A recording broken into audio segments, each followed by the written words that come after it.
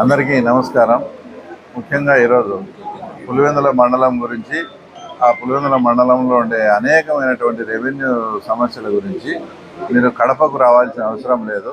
ఇక్కడే పులివెందుల్లోనే ఒకటి revenue clinic అని, అంటే కాన్స్టిట్యున్సీ వైజ్ ఒక్కో రోజు ఒక్కో సోమవారం ఒక్కో మండలంలో, అలాగా ఈరోజు పులివెందుల మండలానికి సంబంధించి పులివెందుల్లో ఈరోజు రెవెన్యూ క్లినిక్.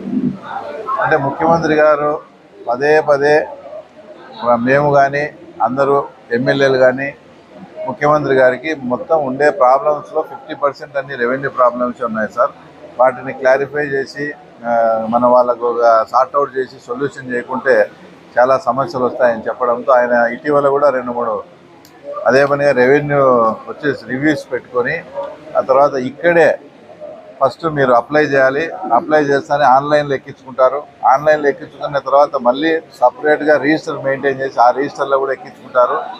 దాని తర్వాత ఇది ఏ కౌంటర్కి వెళ్ళాలి, దీంట్లో ప్రాబ్లం ఏంది, ఆ ప్రాబ్లంను బట్టి ఏ కౌంటర్కి వెళ్ళాలో కూడా వీళ్ళు పంపిస్తారు. ఆ కౌంటర్ వాళ్ళు కూడా ఇది అయ్యే పని అయితే ఎన్ని రోజుల్లో కావాలి అని విత్ డేట్ వైజ్ డేట్ కూడా వేసి వారం రోజుల్లో 10 రోజుల్లోనే మీ సమస్యకు పరిష్కారం ఉంటుందని చెప్పడం. లేదంటే ఈ సమస్యను ఇంకా ఏదైనా జటిలమైతే ఆర్డీఓ దగ్గరికి కానీ, ఇంకా జటిలమైతే జేసీ దగ్గరికి కానీ, ఇంకా కోర్టుకు పోమని కూడా ఇమ్మీడియట్గా వాళ్ళకి చెప్పడం జరుగుతుంది. వీళ్ళ చేతనైన పని అయితే ఇమ్మీడియట్గా ఇన్ని రోజుల్లో క్లియర్ చేయడం. ఇంకో ముఖ్యమైన శుభపరిణామం ఏంటంటే, గతంలో అనేకమైనటువంటి ఎంఆర్ఓ గారికి, ఆర్డీఓ గారికి ఉండే అధికారాలన్నీ అప్పుడు గవర్నమెంట్ లాస్ట్లో జేసీ గారికి ఇవ్వడం జరిగింది. ముఖ్యమంత్రి గారు సిసిఎల్ కమిషనర్ అంతా కూర్చొని మాట్లాడి ఈ మధ్యనే వీళ్ళకు ఆర్డర్స్ కూడా పాస్ చేశారు. ఎంఆర్ఓ కానీ, ఆర్డీఓ కానీ ఇప్పుడు జేసీ అంత దూరం వెళ్లాల్సిన పని లేదు. అడంగల్ చేంజ్ కానీ, తర్వాత వెబ్ ల్యాండ్స్ ఏదైనా చిన్న చిన్న కరెక్షన్స్ కానీ ఇప్పుడంతా కూడా తహసీల్దార్ గారే చేస్తారు. అలాగే ఆర్ఓఆర్లో ఏదైనా చేంజెస్ ఉన్నా కూడా, ఇంకా అనేకమైనటువంటి చిన్న చిన్న రెవెన్యూ సమస్యలంతా కూడా ఇప్పుడు జేసీ గారి దగ్గరికి వెళ్లకుండా ఆర్డీఓ పరిధిలోనే, అలాగే తహసీల్దార్ పరిధిలోనే చేసేట్టుగా మన ముఖ్యమంత్రి గారు ఆర్డర్స్ కూడా ఇచ్చారు. ఇవన్నీ ఏమవుతాయంటే, ఈ రకమైన క్లినిక్స్ పెట్టడం వల్ల ఏదైతే నిజంగా ప్రాబ్లమ్స్ కానీ ఉంటే అది ఇమ్మీడియట్గా వారం రోజుల్లో 10 రోజుల్లో సార్ట్అవుట్ చేసేదానికి ఆర్డీఓ గారికి కానీ, అలాగే తహసీల్దార్ కానీ విశేషమైనటువంటి అధికారాలు కూడా ఇవ్వడం జరిగింది.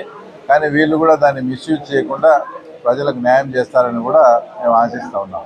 కాబట్టి ఇవన్నీ మంచి సంస్కరణలు. మేము కూడా పల్లెలకు ఎక్కడికైనా వెళ్ళినా కూడా అదే పనిగా అన్ని రెవెన్యూ ప్రాబ్లమ్సే వస్తూ ఉన్నాయి. ఎందుకంటే ఈ రీసర్వే జరిగేటప్పుడు ఇన్సూరెన్స్ కట్టాలన్నా, బ్యాంకులో రెన్యువల్ చేయాలన్నా కూడా వాళ్ళకి అప్పుడు చిన్న చిన్న ప్రాబ్లమ్స్ కూడా తర్వాత ఎదురైనాయి. అందరూ జేసీ దగ్గరికి పోవాలంటే చాలా ఇబ్బంది పడినారు. ఇప్పుడు ఆ సమస్య లేకుండా కూడా కూటమి ప్రభుత్వం ఇవన్నీ కూడా సార్ట్అవుట్ చేసింది. కాబట్టి ప్రజలు దీన్ని సత్వరంగా వినియోగించుకోండి. నేను ముఖ్యంగా మీ ద్వారా వీళ్ళకి రెవెన్యూ వాళ్ళకు కూడా అప్పీల్ చేసేది ఏంటంటే, ఏదైనా ప్రజలకు సంబంధించిన అయ్యే పనిని ఇమ్మీడియట్గా దాన్ని సార్ట్అవుట్ చేసి డిస్పోజ్ చేయండి.